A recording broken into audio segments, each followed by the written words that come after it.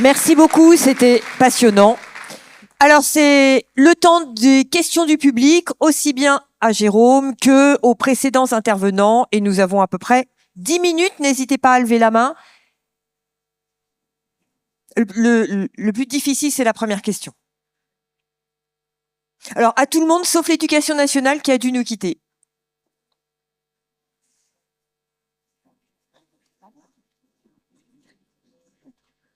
C'était si clair, vos interventions, que finalement, il n'y a pas de questions. Le temps que vous prépariez les questions, je vous précise juste, parce que je vois des personnes qui prennent en photo les diapos. Vous avez le droit de prendre en photo les diapos, mais normalement, si Jérôme et tous les autres intervenants, c'est pas forcément le cas, ont donné l'autorisation de droit à l'image, tout se trouvera sur YouTube, sur notre chaîne YouTube. Vous aurez le QR code tout à l'heure à l'écran. Et donc, vous pourrez retrouver l'intégralité du colloque sur YouTube.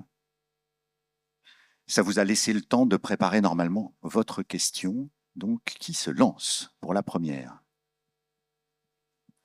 Je ne peux pas croire que 230 personnes, il n'y ait pas une seule question. C'est pas possible.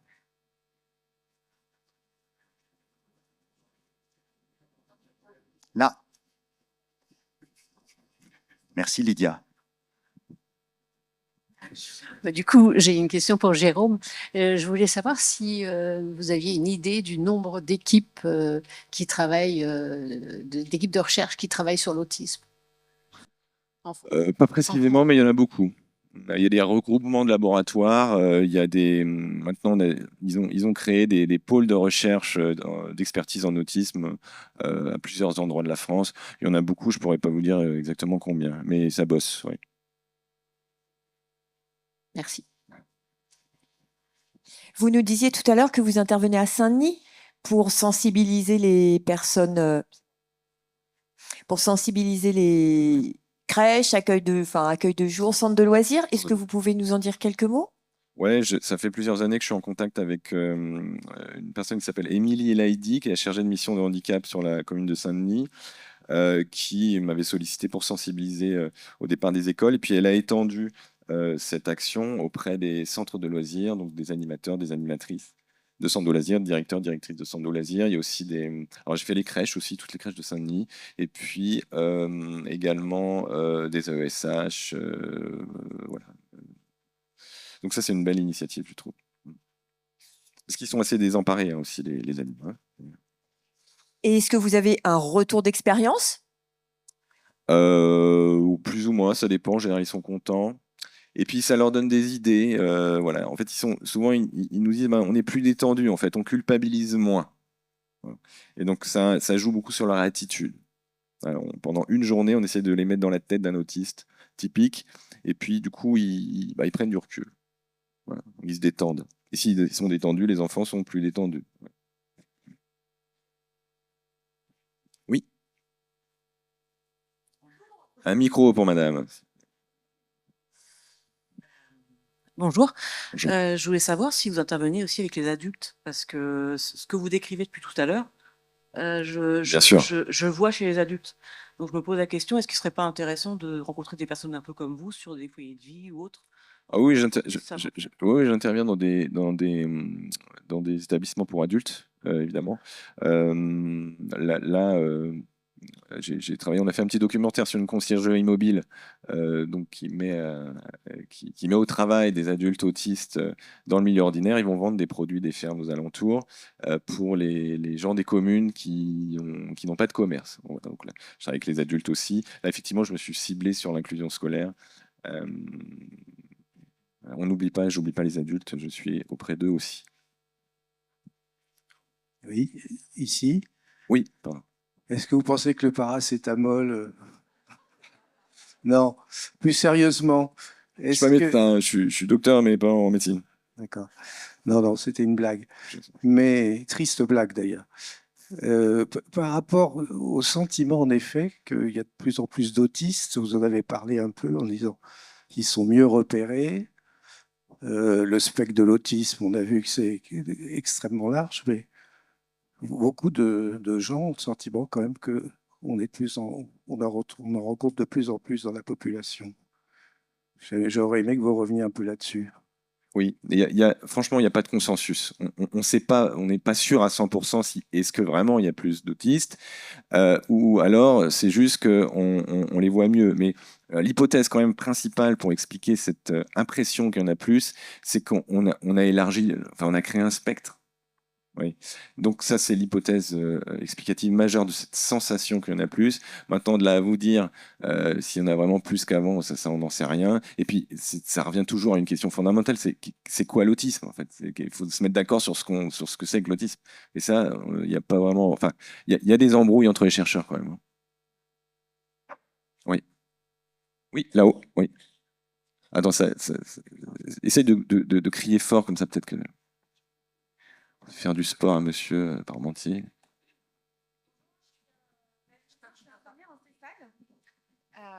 Donc je refais, bonjour, je suis Audrey Génin, infirmière en CESAD. Je voulais revenir effectivement sur l'importance de la coordination des acteurs autour de la prise en charge des enfants.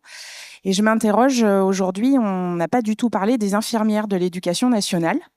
Et je voulais savoir si vous interveniez auprès d'elles ou si c'était un projet qu'on pourrait voir naître, c'est de former, sensibiliser les infirmières scolaires qui, à leur tour, pourraient sensibiliser aussi et apporter de l'aide aux enseignants qui sont face à ces enfants, diagnostiqués ou pas, et qui n'ont pas de prise en charge, par exemple, CESAD, durant leur temps d'inclusion dans l'école ordinaire.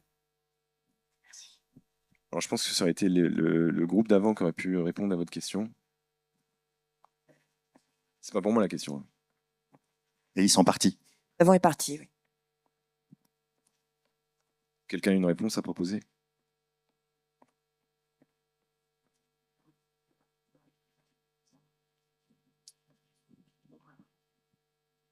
Les dispositifs hors des murs, non?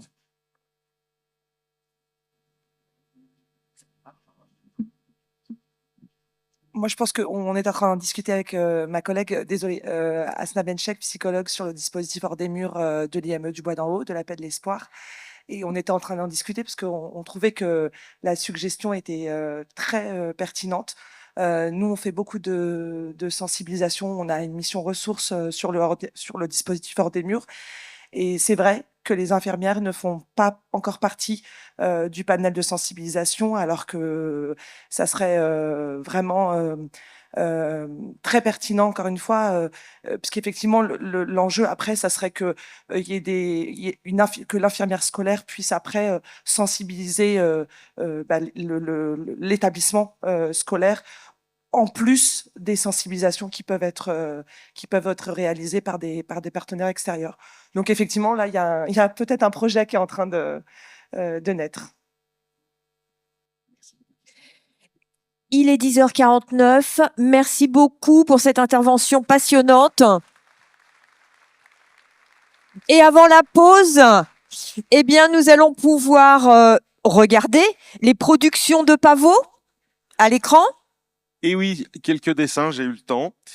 Alors, merci pour toutes ces interventions, c'est passionnant. Alors, qu'est-ce que j'ai? Oui, sur cette question de la définition de ce que c'est de l'autisme et des changements dans la terminologie, la façon de dire les choses, il faut faire attention quand même, parce que les autistes sont très premier degré, hein, vous le savez.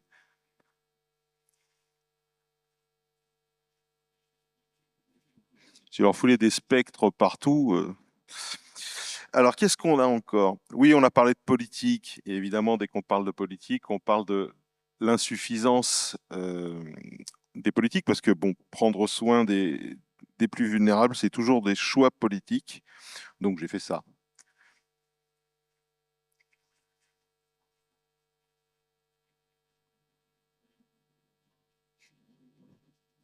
Voilà, ça passe.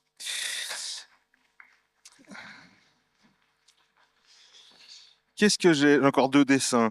Un suivant sur oui, la prise en charge, c'est un peu le bazar. Je vous cache pas, quand on n'est pas du secteur et qu'on voit le nombre d'institutions, d'établissements différents, on s'y perd. Donc j'ai fait un truc là-dessus.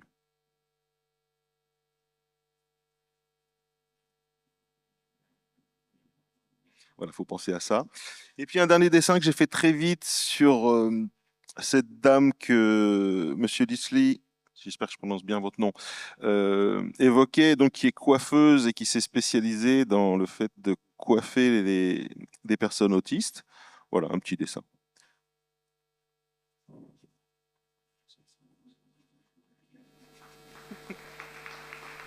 Bravo, merci Pavo. Voilà, c'est tout, à tout à l'heure. À tout à l'heure. Alors, c'est la pause, bonne pause, et vraiment rendez-vous à 11h10 pour la prestation en distanciel du professeur Xavier.